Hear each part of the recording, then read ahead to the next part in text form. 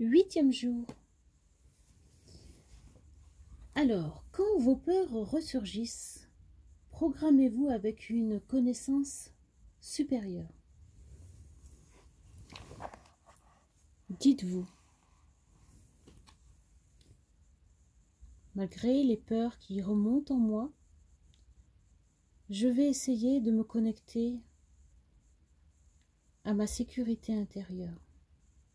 J'avance certes dans l'inconnu, mais dans la joie et l'harmonie. J'accepte mon incarnation et reconnais toutes les joies et les beautés qu'elles permettent de vivre dans ce corps d'incarnation. Je sais maintenant qui je suis. Je me libère de toute colère. Je suis en paix. La colère traduit le désir de contrôler une situation dans laquelle la maîtrise des événements nous échappe. Nombre d'individus s'en remettent à leur ego pour l'orientation du cours de leur vie, au lieu de suivre les conseils de leur nature profonde. Chacune de nos pensées produit une cause dont l'effet peut se manifester au moment où nous l'attendons le moins.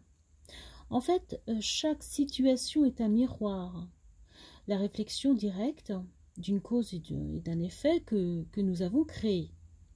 Dorénavant, lorsque quelqu'un déclenchera notre colère, nous allons affronter nos émotions afin de prendre conscience de nos faiblesses et elles nous permettront de progresser. La colère est une énergie dissonante qui peut engendrer la maladie du corps physique. Il est donc préférable d'apprendre à transformer cette énergie par une approche constructive. Ainsi, aujourd'hui, ne pas se mettre en colère, mais être reconnaissant. Paul Valéry disait que tant que la colère occupe notre cœur et enténèbre notre œil intérieur, nous ne pouvons utiliser notre discernement. Une citation latine dit « La colère est de nos actions la pire conseillère ». Sur la colère, Sénèque disait que la colère est comme une avalanche qui se brise elle s'écrase. Sur ce qu'elle est. Oui, c'est ça. Comment il s'appelle Publius Sirius, donc toujours une citation latine, disait que vaincre la colère, c'est triompher de son plus grand ennemi.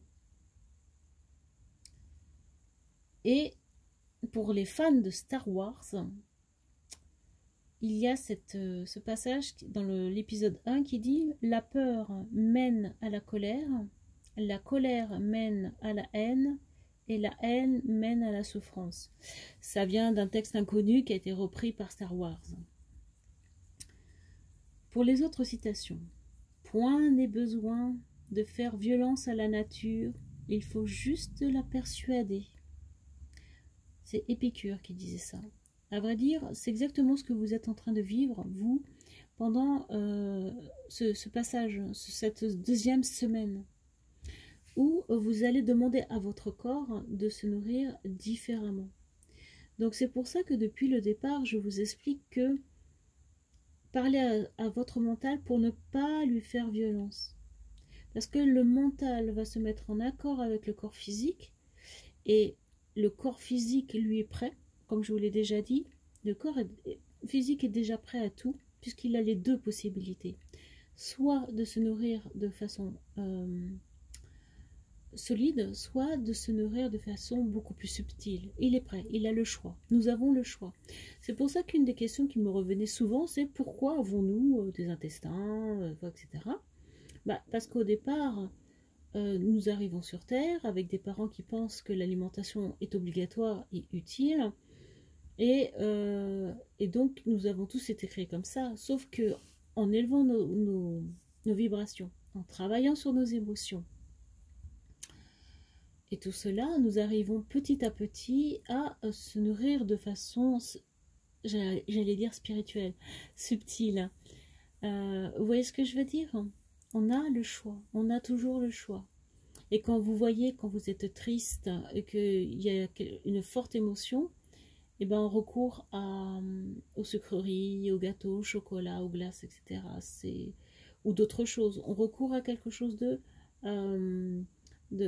solide pour combler notre manque de travail spirituel. Ah, c'est pas, non, je peux pas le formuler comme ça. Notre impossibilité sur le moment de gérer l'émotion. On va dire ça comme ça. Ensuite, face à la nourriture, le corps ne sait rester neutre. Hein. Il est prêt à toutes les folies, à toutes les fantasmagories, et la mort ne lui fait plus peur. Ça, c'est une citation de Noël Châtelet. Donc, vous voyez que parfois, les émotions nous mènent à notre propre déclin, à notre... comment dire, le fait que ça baisse notre taux vibratoire, à l'addiction et comment dire, presque à refuser d'aller voir ce qu'il y a derrière cette émotion. Parce qu'en fin de compte, c'est ça qui nous empêche. Aller voir ce qu'il y a derrière. Pourquoi je me sens comme ça? Pourquoi il faut que je compense de cette manière? Eh bien, se poser les questions, c'est d'avoir la volonté d'aller voir derrière, et des fois, on n'en a pas le courage et on va au plus simple et on se nourrit de façon solide. Celui qui veut dispenser la lumière doit connaître les ténèbres qu'il est amené à éclairer. Citation de Lao Tzu. Voilà. Point n'est besoin de faire violence à la nature, comme je vous l'ai dit. Hein. Et on va aller tout en souplesse, tout en douceur avec nous. Cette deuxième semaine est une semaine d'intégration. Donc, on va le faire avec douceur. Je vais vous faire une autre vidéo, après celle-ci, sur l'égrégore, la création de l'égrégore. À tout de suite.